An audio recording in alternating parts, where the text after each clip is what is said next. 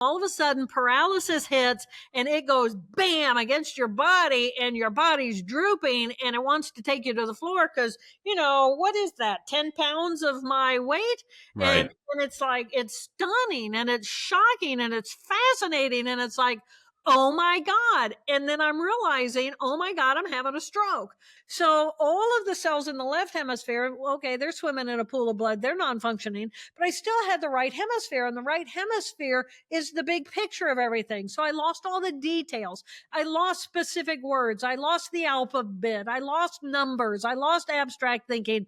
I lost orientation of my body in space and how to identify where I begin and where I end. But I still had all these magnificent tools of the right hemisphere.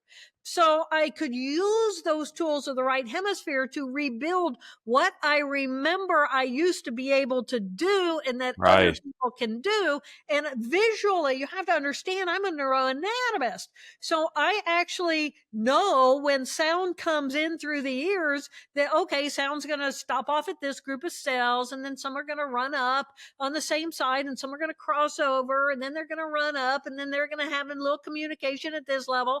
And so I think in the mapping, the patterning of how these circuits work. So I could purposely rebuild specific circuits by training these cells to redifferentiate themselves to an understanding so that they can make it from A to Z and become functional again.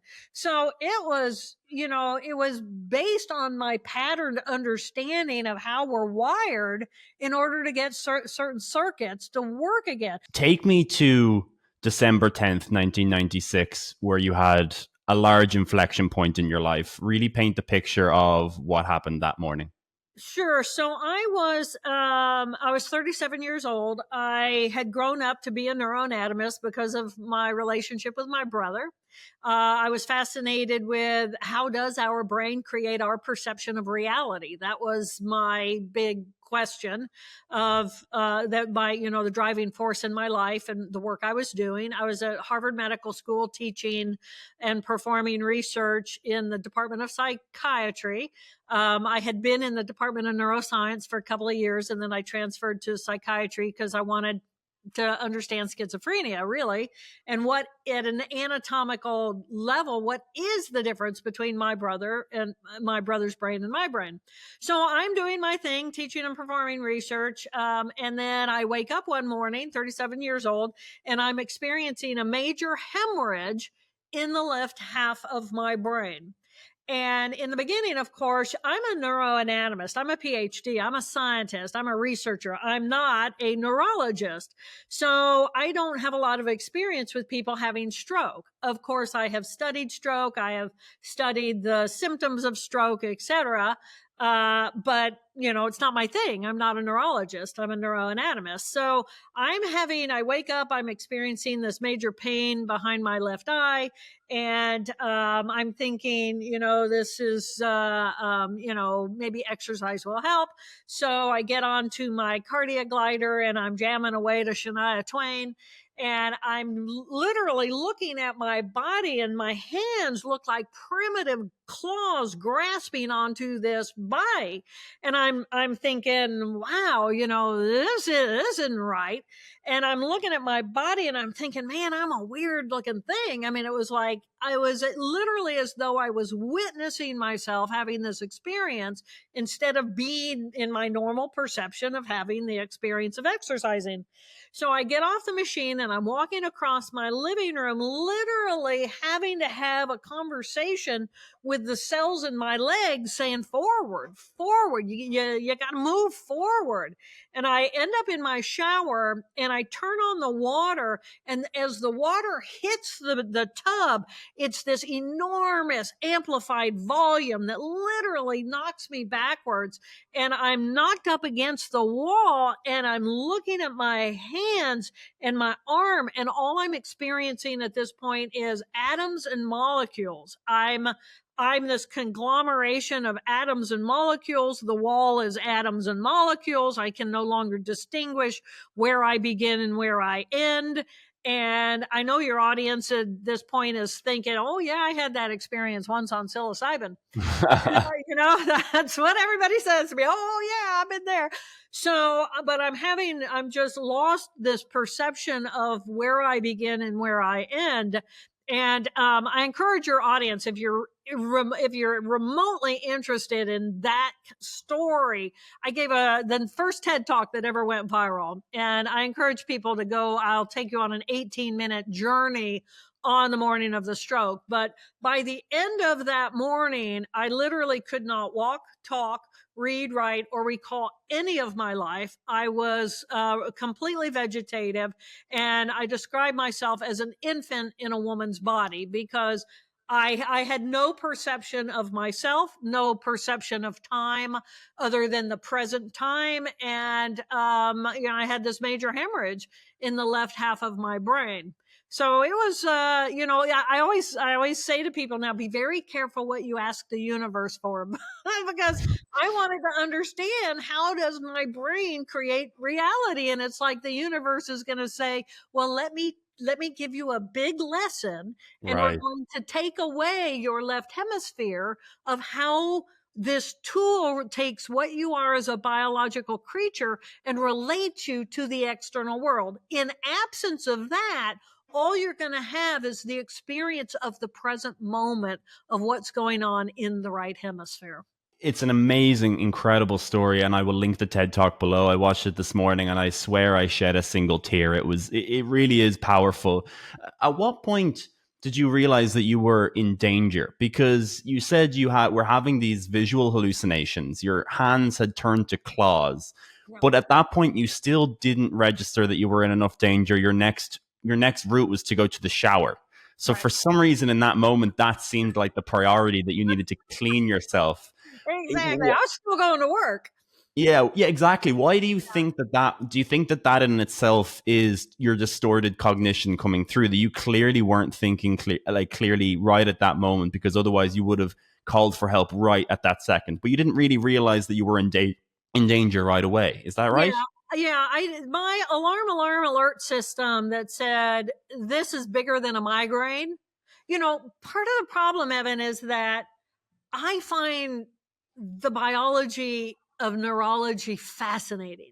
Right. So any weird thing starts to happen to me, I'm fascinated. I don't move into freak out, right?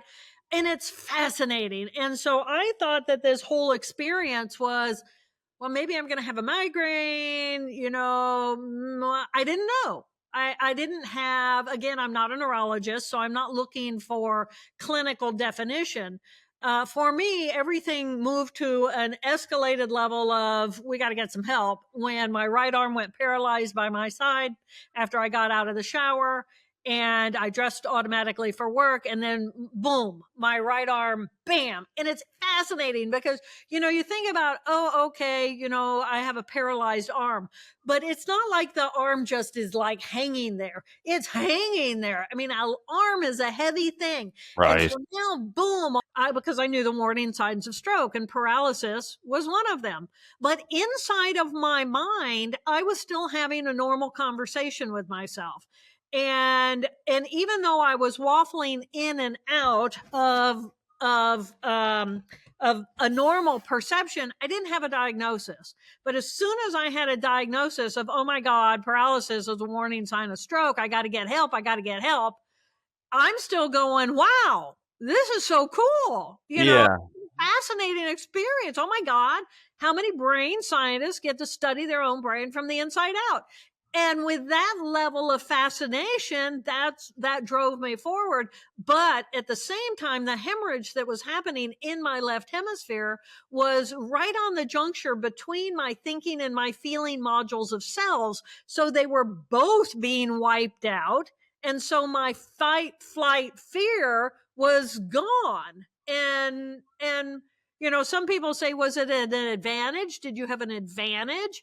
because you think you study the brain. And it was like, well, not on the morning of the stroke. On the morning of the stroke, it probably hurt me because Right. I was so fascinated with what was going on. I didn't go straight and call. I should have called as soon as I got off the glider and I was still like functioning, but Right. I didn't. I was excited and interested and curious. But I do think that understanding the brain as I do, thinking about the brain as I do, helped me in the recovery process. Right. And fortunately, it didn't kill me. It's so fascinating. You illustrate those moments of the stroke happening and your cognitive processes so well in the book, and it's comically funny in a morbid way. You're feeling sympathy for you, but it's also, I Yeah. relate very much to that excitement of the brain, like just getting very passionate about, oh, this is a cool thing that I'm Yeah. feeling, and Fascinating. right. It really felt like you were juggling between this contention of, I almost want to just bathe in this experience and try and experience it as much as possible. And then your other brain would come in and be like, if you do that, you will die. You will So it was die. like a constant juggle back and forth of like, Right. I want to experience this, but I'll die. I want to experience this, but I'll die. Right. And when I was not in the consciousness of the left brain, which was the tool I needed to interact with the external world in order to rescue myself, all I had was the present moment. And the thing about the present moment is it is blissful euphoria. Right. There's no right, no wrong, no good, no bad. There's no judgment. There simply is the phenomenon of, oh my God, I'm alive. And in the awe and wonder that I exist at all as a biological living creature that could be gone like that. I mean, that phenomenon alone is like a big wow. And who doesn't want to be there all the time? Right. I know you mentioned the comparison to psilocybin, and I don't want to make the comparison because it feels like such a reduction. Because what you experience is entirely unique, and it's just. Do you do you think that is an appropriate comparison? Are they very different? Because people experience, I would say, maybe 1/10 of what you're experiencing, but is it sort of in some way similar to what's happening in the brain I without? don't so. I don't think so. I think that I understand the attraction. Yeah. Uh, of I need to get out of my pain from the past. I mean, to me, that's the purpose of any kind of a hallucinogenic. I did not hallucinate. I was removing, not adding to. And as we add to the brain with something like psilocybin, what that's going to do is it's going to jump me up out of my left brain, which is where I, the individual, me, my ego center, about the size of a peanut, group of cells that says, I am Joe Bolte Taylor, and here's my phone number and my address and my color scheme that I like and where I live and all the details of who I am. But that's in my left hemisphere. In the right hemisphere, me, the individual, I don't exist. And I know that that sounds weird because it's like, how do we know that this is where we begin and this is not me out here, but this is me, and that my skin is where I end? Well, I don't. Energetically, perhaps at a cellular level, I may be my skin, but the energy of those cells, my energetic impact is much larger than just the cellular structure that makes me up. So my right hemisphere accepts and acknowledges that and understands that when I was a fetus and even when I was an embryo, I'm a single cell, and then that cell's going to multiply the DNA and then repackage itself literally at a rate of 250,000 duplications per second. It's not just about cellular structure. There's a big energy ball that is directing all of this multiplication and division. There's an energetic there. So we are, as biological creatures, this combination of energy, the energy produced within the cells by the cells as ATP, but also the energy that radiates around this life as the life force. So, which is what quantum mechanics and all kinds of energetics is based on, which the left brain can't really wrap itself around because it's really hard to measure what we don't understand. But anyway, that's a whole other conversation. So anyway, All right. Now I got so excited about my cells, I forgot where I was supposed to go. Where was I going, Evan? No, don't worry. I think it was well. We were Oh, so making a strict line between what yeah. psilocybin is doing in the brain and what Yeah. a left hemorrhage stroke looks like. Right.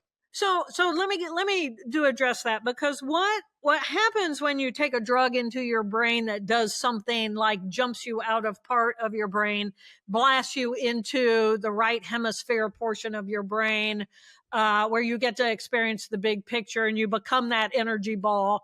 The difference, though, between what happened to me and what happens with a drug is that I did not have a hallucination. I had inhibition from my left hemisphere, cells in my left hemisphere that were inhibiting cells in my right hemisphere. The left hemisphere went offline, the inhibition went offline, and I experienced the right hemisphere. I didn't have hallucination. I was having the experience of my right hemisphere, and I had that for 8 years.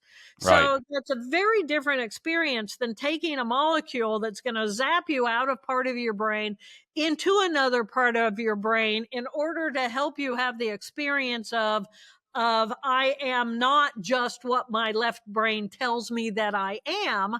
So, and I'm not in the time perhaps of my trauma, which might have been 20 years ago, and helps me realize I'm this biological thing and I can go back into my left hemisphere, if I'm lucky, back to normal, and recognize I can have a different relationship with my pain from the past, because now I've had a different level of awareness. My concern, and I will say I'm not an advocate for the psychedelic journey and what's going on, because the brain's natural response to taking psychedelics and ketamine and these other drugs, is neurogenesis and neuroplasticity. So neurogenesis is the brain's creating new cells. It does that in relation to trauma, and neuroplasticity gets triggered primarily in response to trauma. So what we are doing is we are purposely taking a drug that is going to create trauma at a cellular level. The brain's response will be neurogenesis and neuroplasticity, and I don't think that's a good thing, personally. I think we really need to, it's like the pendulum swung. I'm dancing. I'm fighting this light. Sorry about that. No Um, worries. I am. So the pendulum has swung from, oh, drugs are terrible, you should never do them, they're a really bad thing, to, oh, drugs are fine, let's all do them. And I think we really need to find a middle ground, because there are literally hundreds of people who are taking these drugs and turning on their hallucination circuitry. Aren't I an interesting light here? Turning on their hallucination circuitry, and then it's not turning off automatically. And so these people are now officially being diagnosed with schizophrenia, and we have a fascinating new population of people who are being diagnosed with schizophrenia, including my neighbor. And I get at least a call a week from a mother whose child is now diagnosed with schizophrenia because they've been dabbling with the hallucinogenic drugs, and nobody's addressing that, and it needs to be addressed. It at least needs to be a part of the conversation. Of course, they're definitely powerful. They're definitely powerful drugs, and I've had my experiences, so I know how powerful they are. I'm curious if you have an intuition on how that morning would have gone differently if the hemorrhage would have happened in the other hemisphere. What? How Well, how would that have yeah. differed? So I get a lot of emails from people who are stroke survivors, and I've had several who have written to me over the years and said, I had the exact same hemorrhage in the exact same place, but in the right hemisphere. And the biggest, there are three complaints. Number one is, I can't find God.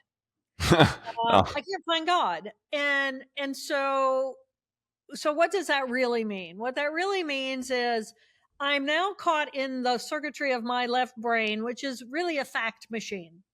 And the left hemisphere is where me, the individual, exists, and I relate to the external world.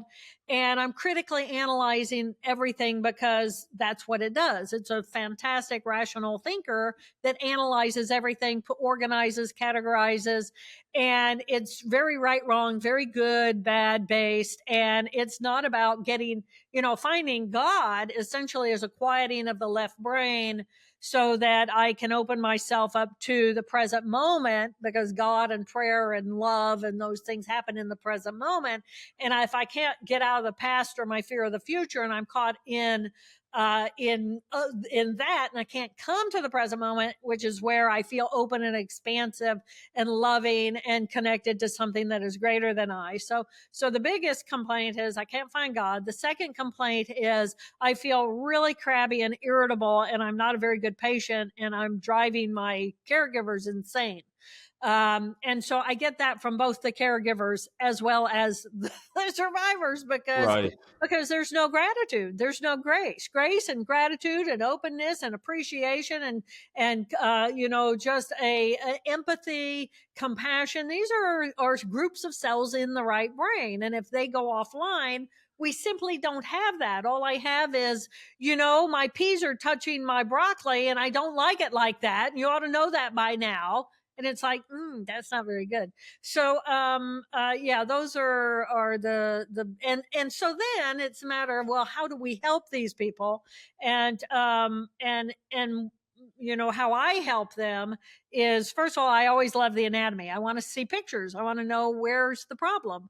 If there was a blood clot, I want to see those images. If there was a hemorrhage, I want to see those images, because that then offers me as a neuroanatomist insight into which group of cells has been traumatized, which cells are still functioning over there, and how can we use what we still have in the unaffected hemisphere to positively impact the growth and neuroplasticity of the traumatized area, and then rebuild from the outside in. Because the way that trauma works is that there's a focal point usually for where the trauma happens, and then it grows bigger and bigger based on the cells that are around it. So how can we help influence those cells that might still be healthy and alive, reconnect those so that we can gain something, and then keep gaining until we get to the focal point where cells might actually be dead?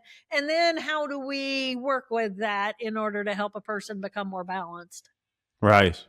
I find it so marvelous that with the insane complexity of the brain, there's still some consistency and reliability in the specific circuit locations within the brain. So you can look at a brain scan. Of course, the brain is fairly well organized from an anatomical point of view. I mean, it's very consistent, but even on a circuit level, there's some consistency in how in the circuits. You Oh, described oh yeah. during your stroke, you started losing concepts like numbers, like you were trying to dial numbers. And again, there's kind of a tragically humorous but sad, kind of few pages of the book. And I hope you're not offended by like the way you write it. I think is intended to be humorous in some way, because you're trying to keep these chain of thoughts in your mind, and you're thinking like, oh, holding the fish, here's the number. It's really well done, but you were losing those concepts. Yeah. Is it common that when people have strokes that they in a particular place, that the concepts that they'll lose will be the same? There'll be some reliability in the types of concepts and the type of information that is lost. Oh yeah, yeah. Say for example, I mean, we know where language is in the brain, Right. right? Yeah. We know two groups of cells, Wernicke's and Broca's. We know which groups of cells give us the ability to create sound. Dog is a sound, and then we know which group of cells place meaning on it, and so we know that we know which cells we use in order to wiggle my index finger on my right side. We know that we're pretty well mapped out. Right. And when we look at line up 100 brains, we dissect away the cellular layers. We're looking just at white matter then, in how those cells are connected. Comparably, the major tracks, these are called tracks, are the same between your brain and mine. Now, Wow. we are going to have individual differences within small groups of cells, though. Say, for example, my hearing I have always been terrible at hearing the difference between a r and a r, right? Or where is that r, where you rolling your r, right?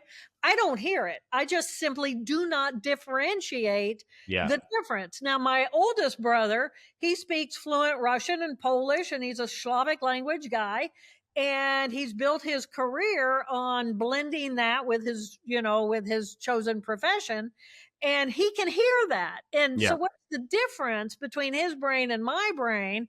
Even though biologically, genetically, we are so close to one another, the cells in his brain can differentiate those differences within that group of cells, and I just don't have that training. Yeah. Now, could I be trained? Could I be trained to have perfect pitch? Could I be trained to hear those subtle differences?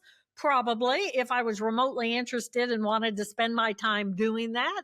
And that's learning, right? And learning, underlying all learning, is neuroplasticity.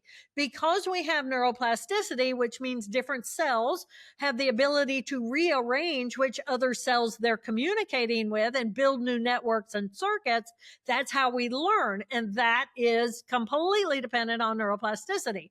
So, the brain is this phenomenal tool. And I just wish that we existed at a time in society where we all recognized how precious it is what we have inside of our head, and that it became really exciting and fun to protect it and learn it and grow it, instead of just like act like, it's a brain, who cares, give me 3 shots of vodka. I couldn't agree more. I couldn't agree more. And it shouldn't take a major medical or health crisis to help people realize that. And I feel like that's too common today, that they take everything for granted until it's taken away from them. And you can tell that when people have gratitude towards something, it's oftentimes because they lost it at some point, or they had a major event and it gave them that light bulb moment. And then they describe it as a blessing because Right. it gave them a completely different level of awareness, of wonder, of what we are and what this life is and how precious it is. And then boom, it's gone. Do you think of what you went through as a blessing? Oh, 1,000%. If you Really? if Wow. you said to me, Jill, let's say you could rewind to the day before the stroke, and you could continue on the trajectory you were on, or you wake up and you have this experience, what would you pick? I'd say, oh, 1,000%, give me the stroke.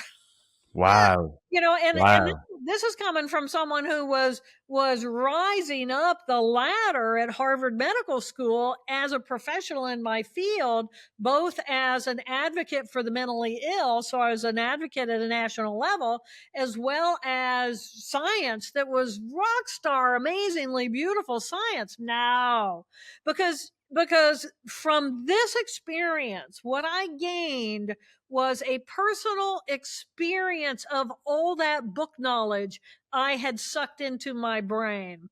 And to really feel what it is, the differences are. I bring no science, no new science to the conversation.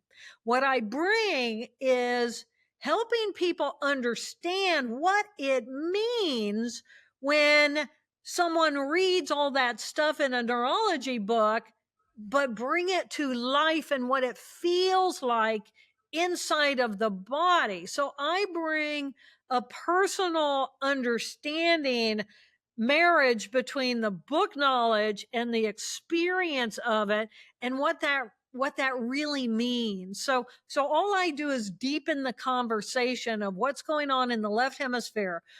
Beautiful, beautiful. What's going on in the right hemisphere? Magnificent experience of being human, and blending them to sit together and just helping people have a better understanding at that level. So for me, well, yeah, I'll be a bridge. Wow, that's amazing. I think a lot of people wouldn't have expected that answer, especially because you had a long 8 year recovery, which we'll get to now. Yeah. What was the first thing you remembered when you woke up in hospital? I didn't remember anything because I didn't have memory. The left hemisphere was gone. all I knew was familiarity. What was familiar? What felt? And I remember I felt like a ton of lead in the bed. I had no idea where I began and ended, so I had no idea where are my arms, where are my legs, what position am I in, am I comfortable? I have no idea. I'm just this, I feel like a ton of lead. And visually, right over here on the left were two people, and I felt that they were familiar. I felt that I knew them, and they were looking at a light box on the wall, and it was a CAT scan of my brain. And I could tell they were very grim. This was a really grave situation.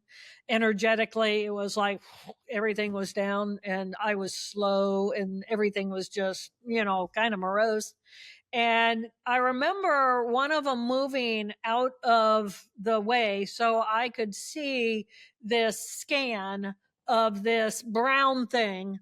And in the middle of the brown thing was a big white ball. And I thought, that's a problem. I got a problem.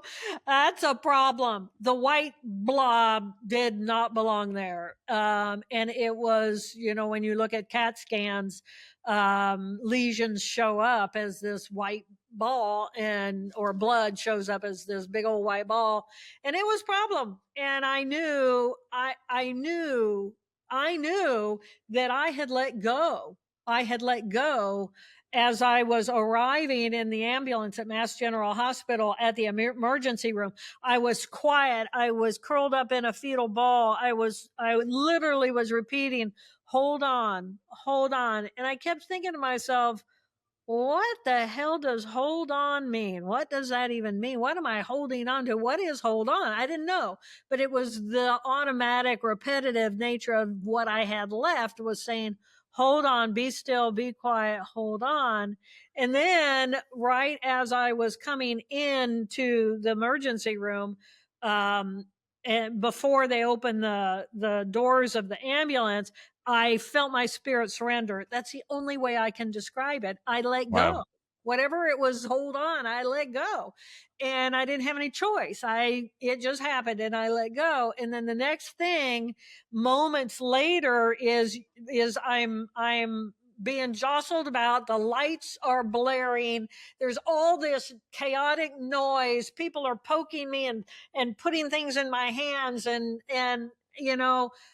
sign here. I mean, the absurdity of someone taking my hand and sign here and signing just a squibble. Right. I just thought, I didn't know what to think. And then it was so chaotic that I passed out. And then I woke up, probably, I don't know how much later, 20 minutes, 30 minutes later, and there's a scan on the wall. And I don't know why I'm still here. Literally, I don't know, because I let go. And I knew that biologically I was, the organic mass of what I was no longer, convenient for life. It wasn't life. And I felt myself let go, and I was supposed to go, and I didn't go. I was tethered to this what I describe as an organic lump of waste. That's what it felt like. And I just didn't, it was an overwhelming sense of confusion. It would have been one thing to die, but I didn't die. I was as detached as I could possibly be without death to the machine. And I just didn't know what to do with that. Wow. Yeah. How how long do you think that feeling lasted that you wanted to have not opened your eyes?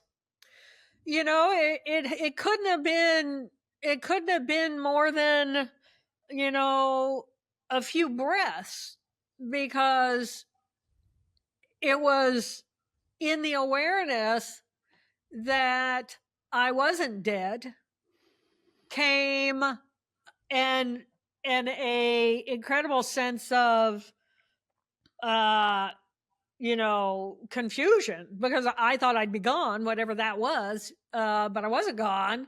I was still attached to this thing that had immense pain. The body is this incredible machine of pain. And when it works great, great. But boy, when it doesn't work great, it's screaming. So, trying to figure out, how do I escape? My alternatives were my awareness in the body of this incredible pain, or shifting out of that awareness and letting it be what it is, and shift into the present moment where my cognition was one of blissful euphoria. So who ain't going to pick blissful euphoria, right? So I was dancing, but then you got people poking and prodding and trying to get information from you and getting blood from you and doing everything, and then all these people around. I mean, it was just like, wow. But I still recognized in those moments I have a choice. I can tune in to that, which is this blissful euphoria of just get me out of here.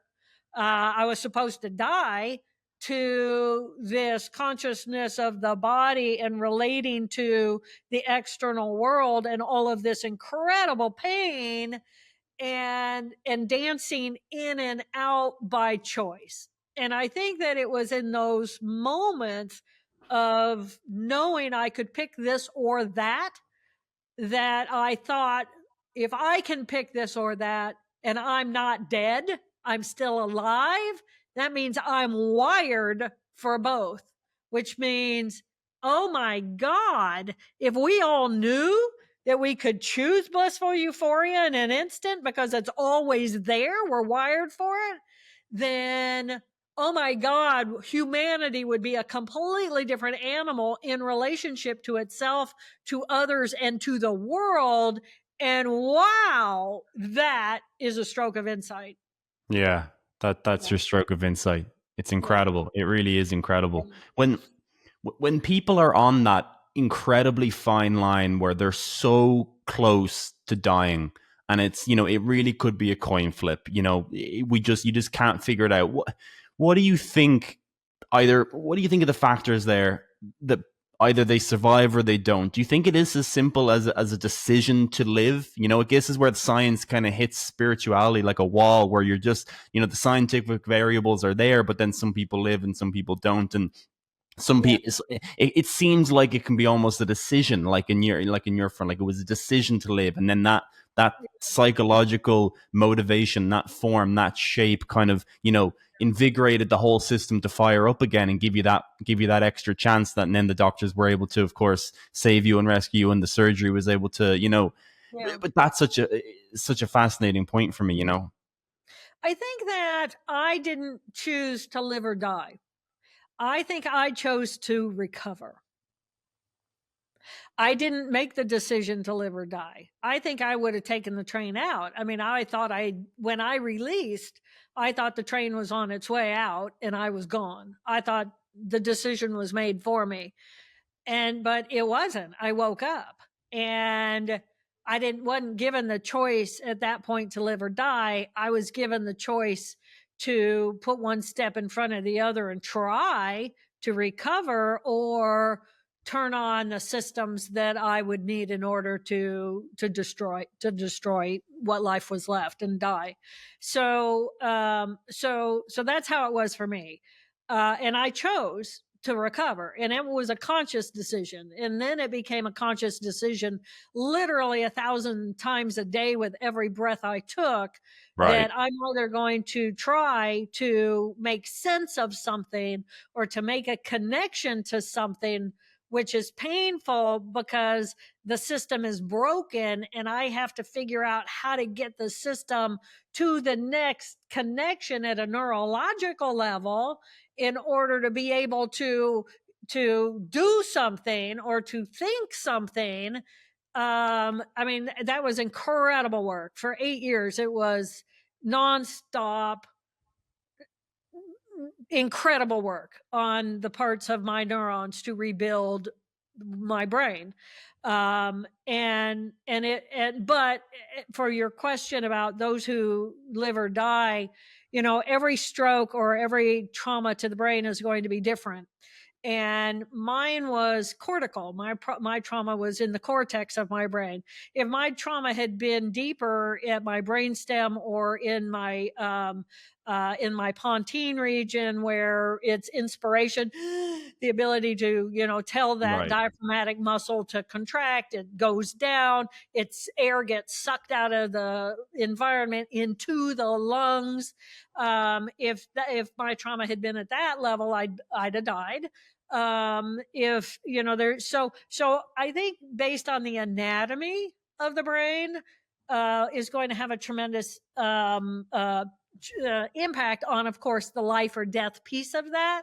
But I easily could have said, no, I'm done here, I'm gone. Right. And I had no near death experience that is typical of near death experiences that we hear about. I saw no light.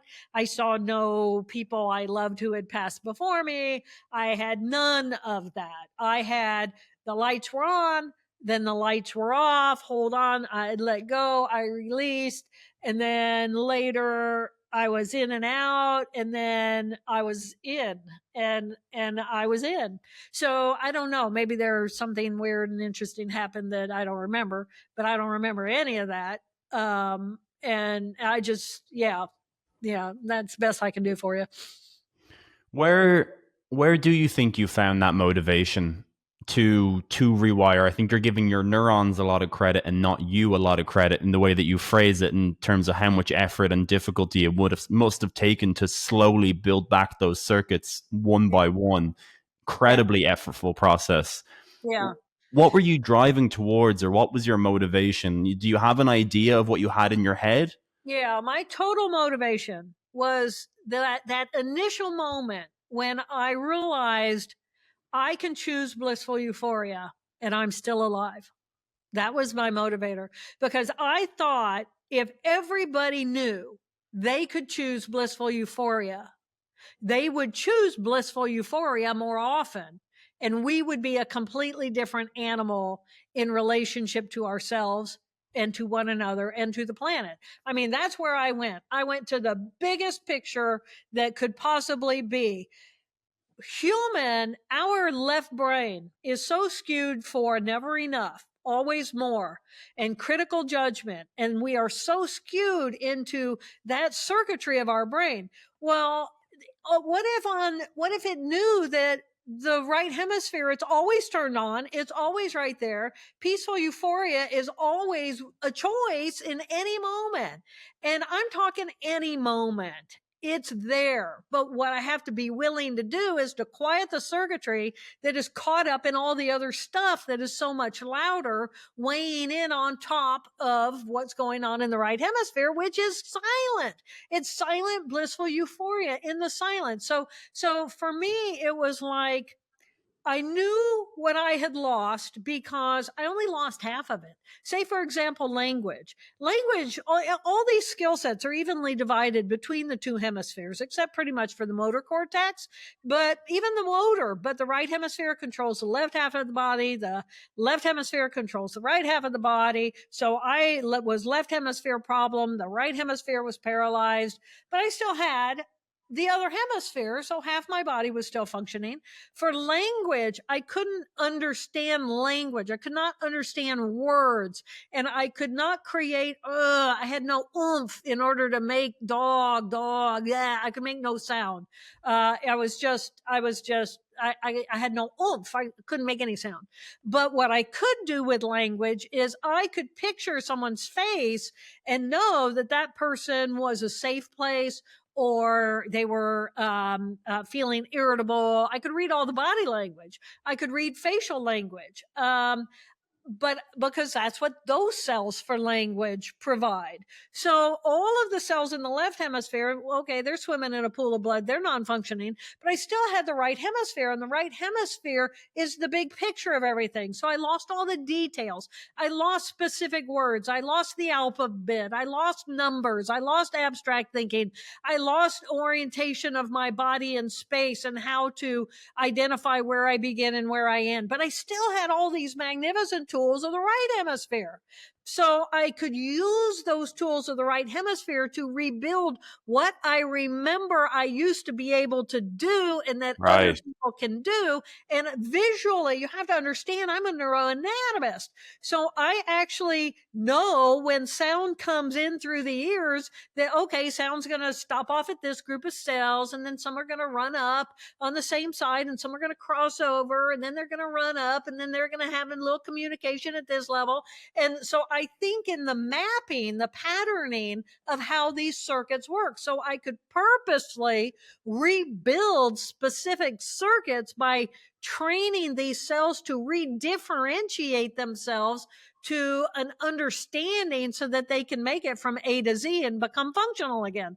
So it was, it was based on my patterned understanding of how we're wired in order to get certain circuits to work again. I could hear you. You could come in and you could say, Jill, Jill, Jill, and I would hear Jill, Jill, Jill, and I'd be looking at you and I'd be thinking about your volume and I'd be thinking about what the hell is a Jill? I don't know what a Jill is because Jill is a concept that is at Z. Well, I had to rebuild from A to Z in order to be able to have Right. interpretation of information. So, yeah, I mean, it's a big drama. That's really well described in that part of your brain was perfectly intact, so you were an expert in some things and then a complete infant in others, and then you're kind of just drawing. It's like you're connecting the dots, but Right. a lot of dots, and there's a lot of space between them. They're disparate dots and very faded. A lot of dots. Uh, Yeah. Have But you? but that's the thing about the external world in medicine is they're going to come in and they're going to say, squeeze my hand. This is the worst thing you can ever say to anybody, I think. Squeeze my hand. Well, what the hell's a hand and what the hell's a squeeze? And squeeze my hand, blah, blah, blah, blah. And, a lot of people, blah, blah, blah, if you would enunciate a little more clearly and get in my face and speak more slowly and don't get loud. I'm not deaf. That's only going to make me think you're an idiot and push away because now you're scary, right? Right. So we don't know. We are not trained as a society in how to interact with people who don't have these abilities and who have these deficits. And if my choice is you being an ignorant person who's yelling at me, squeeze my hand, and I don't know what a squeeze is or a hand is, what am I going to do? I'm going to pick the present moment of blissful euphoria because you're not it. Right. Right. Why wouldn't I go be with this feeling of peaceful blissfulness instead of try? And so how many people on this planet are zoned out in that part of their brain because we don't know how to communicate with them? Right. Have you? I'm so curious. Have you got your brain scanned since then? Like, what does your left hemisphere connectivity look like now? Because there's such a disconnect between you're talking this person that had to relearn everything. I talk in face to face with you now, and you're remarkably articulate. In your TED talk, it's incredible how articulate you are. It's almost hard to believe that you went through the experiences that you did because you're so perfectly well together in your speech and articulation and everything. So, Thank you. have you looked at your wiring in that left hemisphere now? Is it any different? Do you know before? Like, have you looked at that at all? I haven't. Well, actually, I have looked at. Of course, I have the images of my brain when I had the stroke, and when you look at those images, there's a big wound in the left hemisphere. The wound where the blood is originally about the size of a fist, and then it got dried up to about the size of a golf ball. And then the surgeons went in and they removed the blood clot the size of the golf ball. Well, the thing about brain cells, as I'm sure you know, is blood is toxic and poison to neurons, to brain cells. And that's why we have the blood brain barrier. So we have this natural layer of other cells, the glial cells, different kinds of cells, to be a barrier to go to the blood system and say, hey, these group of cells over here, they need some calcium, they need some potassium, they need some chloride, they need some this, they need some that. And it's like a shopper. And then they go and they pull that out of the bloodstream, and then they pass that through themselves to the neurons. So the neurons are insulated. And when you have a hemorrhage, though, the blood seeps between all those cells into the neurons, and then the neurons do one of two things. They either die because now they've been poisoned and they can no longer function, or they essentially drop off their dendritic connections with all these other cells, and they curl up into little balls and they just go dormant. And once they're in dormancy, they either die because they don't know how to get out of dormancy, or they just stay dormant, or other cells may reach in and say, oh, it's safe now. We've cleaned up enough of the mess that you can come out and you can interact with us again. And then we rebuild that group of cells and we rebuild that circuitry with neuroplasticity, and they become active again and we gain new function. So then you have the trauma. So I had this enormous trauma. And then we went in and we looked a couple of years after the fact to see, okay, well, what's it look like now? And it had remarkable regrowth at the level of the site of trauma. And this is one of the wonders of the nervous system is Right. neurogenesis. We are capable Incredible. of growing some neurons, which were stem cells, that had, they migrate into these areas of trauma, and then they kind of set up shop there. And then the other neurons around them inside of a composited group that has a function, they network them into themselves, and then that function can perhaps become stronger. The bigger problem with this kind of recovery is that if neurons don't know where to go or who to communicate with after the fact, then you never really regain the function because it can't get re-networked into the bigger picture. So I just was very patient with my neurons. I believed in them completely. I guided them as best I could. I nurtured them with plenty of sleep. If I got tired, boom, I went to sleep, because you got other cells in there that are going to go in as the cleanup crew and clean out the waste, because these are little neurons now working so hard to help me rebuild abilities. So I had to give it sleep time in order to let the trash get flushed out. And I was very careful in what I ate. I was careful about caffeine. I was careful about sugar. I was careful about I did have to take a medication because I was potentially trigger happy for temporal epilepsy. And that was really hard. Those meds are really hard meds, but the doc said I needed it because they didn't want me to have a seizure. I never had a seizure, but they didn't want me. So it was a prophylactic med. Well, that's really hard when it's like, oh, you never had the problem, but you might. So now we want you to take these really powerful meds that make you exhausted. So it's a process. Recovery is the most important thing was I had patience with myself. I had patience with my neurons. What I got back, I got back. What I didn't get back, I didn't get back. I was never connected. My goal wasn't I have to be this or I have no value. It was like, no, I have incredible value. I was still perfect and whole and beautiful. Even if I was a lump of lead lying in the bed, it was like, oh my God, I'm alive. I wasn't 6 feet under. I survived. And with survival, then there's new possibility. And as long as I'm willing to try with new possibility, and I have to say, my greatest blessing twice was my mother.